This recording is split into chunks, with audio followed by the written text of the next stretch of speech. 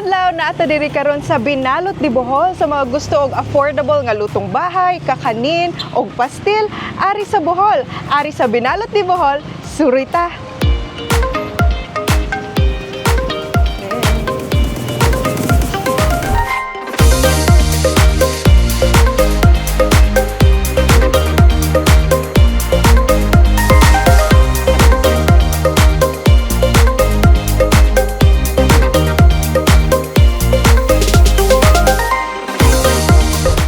Sa mga nag-crave og klase-klase sa mga kakanin, tara, kuyog ta sa Binalot de Bohol sa Tomas Cloma Street sa Buoy ug sa ilahang branch sa Jampas Dakbayan sa Tagbilaran. Atong tilawan ng lamian nila nga mga pagkaon nga binalot sa dahon sa saging. Mga pagkaon nga naandan sa karaan nga panahon apan mas gipalami pagyud ang templada. Unsay gusto nimo nga kakanin?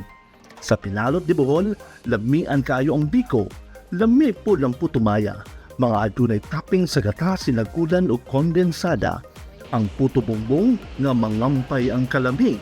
Of course, dili pod matalbugan ang kalami sa sikwate nga pinuhat gikan sa original nga tabliya. Sa gusto ug heavy nga mga pagkaon, gibalot gihapon sa dahon sa saging, ang mga pagkaon nga sigurado gyud nga mabusog ka. Mayong adlaw, kuyog na to karon ang tag-iya sa Binalot de Bohol si Ma'am Rachel Sasi, produkto siya sa University of the Philippines, Los Baños, with a degree of Bachelor of Science in Agriculture. 26 katuig na siya nag-work with humanitarian development projects sa Pilipinas ug nag-work with international and national NGOs apil ang United Nations Food and Agriculture Organization. Maayong adlaw, Ma'am Rachel. Thank you so much for inviting us in this beautiful place, Binalot de Bohol. Thank you for coming also, Kylie. And welcome to Binalot de Bohol. Yes, thank you so much. So, na akong mga few questions, Ma'am. Kaya interesado kay kumakahibaw. Asa day nag-start yung Binalot de Bohol? Actually, Binalot de Bohol means I wrap my love to Bohol.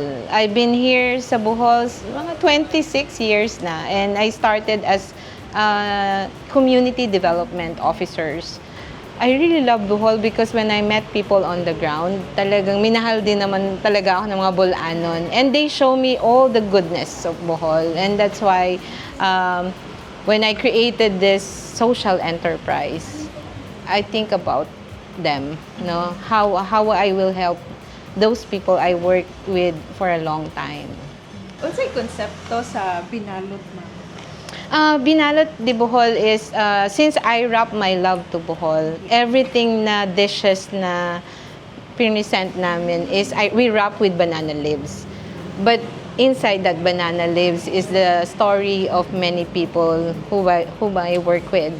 The family, kung ano yung love namin na food sa balay, and then sa mga community na I work with, yung mga farmers who serve us many delicacies, local delicacies, and yung sikwate, of course, ito yung ano ng mga Bohol. So, parang lahat ng comfort food na masarap sa Bohol, parang gisama ko diri sa ako ang concept. Because I wanted na there's walang makakabit sa lami ng pagkaon sa loob ng bahay.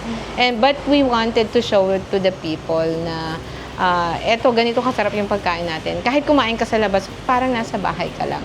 Parang maunang concept niya. Yes, yes, actually. Speaking of comfort food, ano yung mga putahe na to diri, Ma'am? Na namin putahe itong adobo. Adobo. Because masarap siyang magluto na. And then, chicken pastil because we have a friend na Muslim. And sabi ko, masarap yung pagkain ng Muslim, ng mga kasamahan natin na chicken pastil. So we wanted also to try that. And some of mga dishes na meron tayo. Also have kakanin. Yes, kakanin. Kasi nakita, ganahan good ko ani. Yeah. Yeah, you know, after mong kumain, meron ka pang isang kakainin na which is yung comfort food nating mga Bolanon, no. And yan, then I have this mango sticky rice with the sintibuok because ang message pala ng Binalot is a taste of home, a taste of heritage, a taste that changes lives.